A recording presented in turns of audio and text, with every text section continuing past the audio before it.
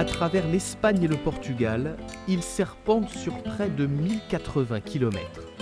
Le plus long fleuve de la péninsule ibérique est comme une oasis, irriguant un désert. Le Tage, c'est la colonne vertébrale de la péninsule. Grâce à lui, Lisbonne est devenue une cité prospère et le royaume d'Espagne avait choisi Tolède comme capitale jusqu'au milieu du XVIe siècle. C'est ici, à 75 km au sud de Madrid, que notre voyage commence. La ville médiévale a toujours été réputée pour ses forges d'épée et le fleuve n'y est pas étranger. Les forgerons d'autrefois venaient refroidir leurs épées dans les eaux du Tage, parce qu'elles contenaient selon eux des minéraux particuliers qui donnaient aux épées une solidité exceptionnelle, redoutée dans toute l'Europe. On raconte que toutes les autres lames se brisaient contre les épées de Tolède. Ce savoir-faire ancestral s'est peu à peu perdu à travers les âges, mais Tony en est l'héritier. C'est son père Antonio qui lui a tout appris. Il est le dernier à détenir le titre de maître forgeron de Tolède. Quand l'acier refroidit et devient dur, c'est comme s'il s'énervait, se renfermait, il ne répond plus à ce que je lui demande. Mais quand il est chaud, il réagit à chaque coup. C'est une fierté pour moi d'avoir mon fils à mes côtés et de lui transmettre tout ça.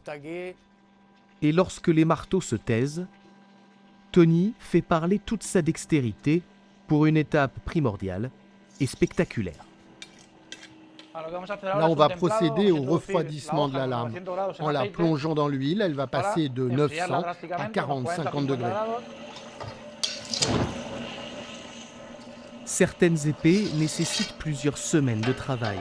Celle-ci sera vendue environ 500 €.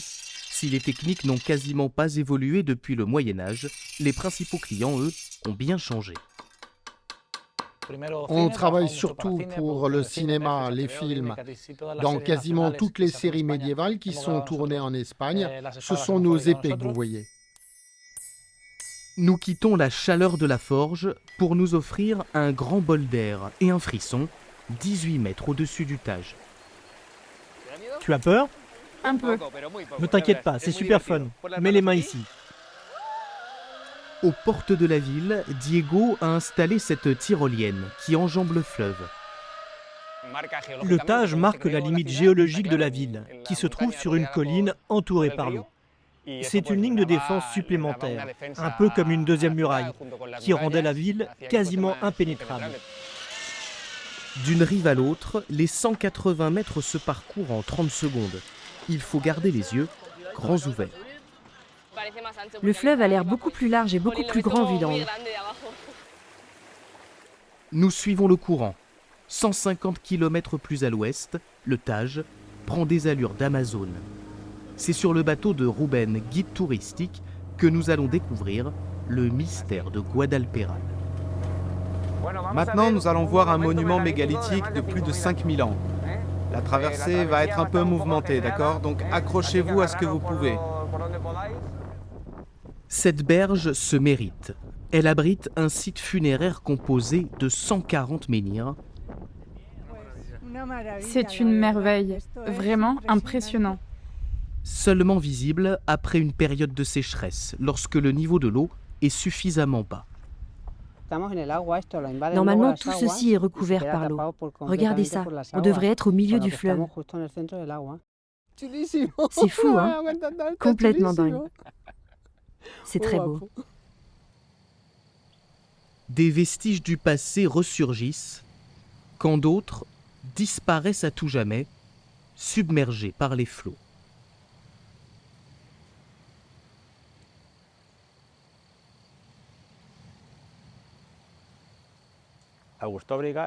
Augusto Briga, la ville romaine, se trouvait à 5 km dans cette direction, à gauche de la rive que vous voyez ici.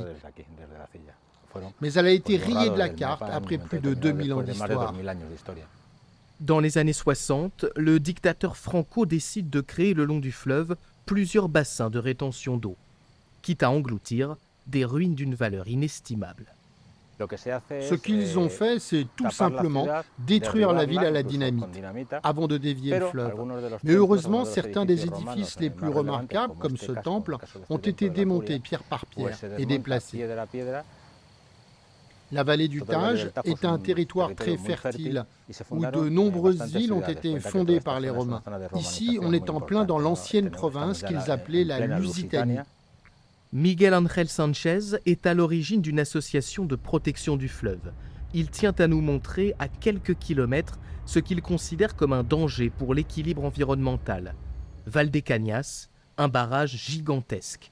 L'Espagne en a construit une douzaine sur le Tage, notamment pour produire de l'énergie hydroélectrique. L'Espagne est un pays qui fait face à des périodes de sécheresse très longues et qui a besoin de stocker de l'eau pour y faire face. Je le comprends, mais j'aimerais que l'on puisse voir un fleuve couler librement, sans barrage, parce que ça, c'est une destruction totale de l'écosystème, de la reproduction des poissons, sans compter que le Portugal se plaint de ne pas recevoir assez d'eau du Tage. Mais il existe un peu plus loin des espaces sanctuarisés. Sur son bateau, Raphaël peut y emmener des visiteurs, à condition de respecter certaines règles. Interdiction de naviguer entre le 15 janvier et le 1er août quand les oiseaux se reproduisent, et de passer à plus de 13 km/h à côté des nids. Car ici, ce sont eux, les maîtres du fleuve. Plus de 1200 vautours fauves ont élu domicile sur ces rives, et Abigail ne se lasse pas de les observer. Ils profitent des courants d'air chaud pour voler. Si l'on regarde bien, ils ne battent presque pas des ailes, ils planent en faisant des cercles. Ça, c'est pour avertir les autres qu'ils ont repéré quelque chose à manger. Mais une fois sur Terre, ils sont maladroits, vraiment très maladroits, car ce sont des oiseaux lourds pouvant atteindre 2,50 m d'envergure.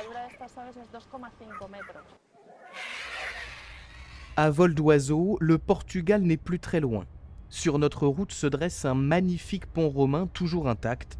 Nous le traversons avant une dernière halte en terre espagnole, Herrera de Alcántara, un petit village de pêcheurs où José nous propose d'embarquer avec lui. En face, là, c'est le Portugal, et là, c'est l'Espagne. La limite entre les deux, c'est la moitié du fleuve. Ici, il y avait beaucoup de trafic, de tabac, de café, il y avait des routes de contrebande dans les montagnes et des personnes qui faisaient passer la marchandise sur des petites barques. Sur 48 km, le Tage est une frontière naturelle entre les deux pays et ses eaux poissonneuses, un terrain de jeu idéal.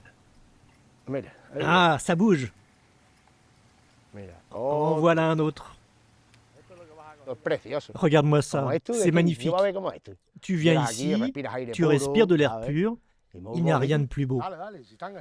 Et ce jour-là, la chance a mordu à l'hameçon. C'est un silure.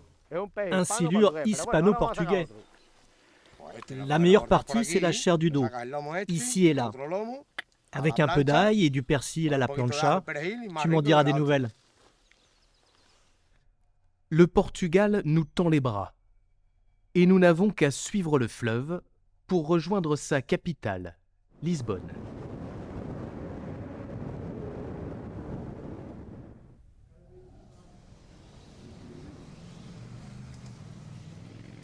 Nous avons rendez-vous au bord du Tage, sur la bien nommée Place du Commerce.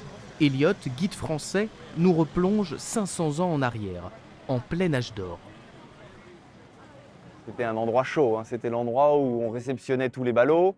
C'était l'endroit où, une encablure de là, on construisait les magnifiques caravelles ou les galions. Tous ces bateaux sont sur le Tage et débarquent ici, hein. Donc là, au XVIe siècle, c'est vraiment l'apogée du commerce au Portugal. Et c'est là où le Portugal va pouvoir engendrer énormément de richesses. Sur ces navires, des marchandises de toutes sortes arrivent pour la première fois en Europe. Lisbonne était une place très exotique, c'était le point d'entrée de tout ce qui arrivait de l'Orient. Et ça prenait différentes formes, c'était les épices, les richesses, ou aussi bien les animaux qui étaient absolument délirants. On ne les avait jamais vus à l'époque. Parmi ces animaux, on avait un éléphant, qui est du coup sur la statue juste ici.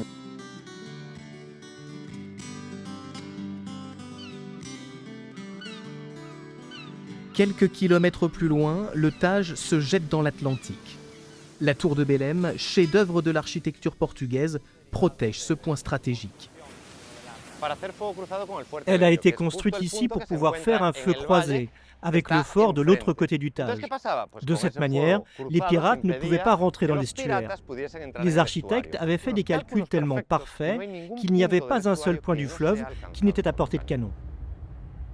Pour finir de dompter l'estuaire, il a fallu l'enjamber sur plus d'1 kilomètre. Tania, une Française d'origine portugaise, nous emmène à 80 mètres de hauteur, sur le plus grand pont suspendu de la péninsule. Pas de piétons, vous ne verrez pas de vélo non plus. Donc on a ce premier étage là où on voit les voitures. Et juste en dessous, vous avez le train qui passe donc pour relier la partie nord du Portugal à la partie sud du Portugal. Tous les transferts se faisaient en bateau. Donc le jour où ce pont a été fonctionnel, ça a révolutionné la vie des Portugais. Construit avec l'aide d'une entreprise américaine, l'édifice est souvent comparé à son grand frère, le pont de San Francisco. Alors ici, on est au Dock Santa Amaro, juste sous le pont du 25 avril. C'est sans aucun doute l'un des meilleurs lieux pour pouvoir apprécier l'architecture du pont. Il tire son nom de la date de la révolution des œillets qui a renversé le dictateur Salazar. C'est ici, au port du Tage, que Tania vient admirer dès qu'elle le peut les dernières lueurs du jour. À l'heure du coucher de soleil, on a un reflet qui couvre tout le fleuve. Les Portugais appellent ça o mar de paille, c'est la mer de paille. Moi, c'est le seul endroit où j'ai retrouvé ça au Portugal.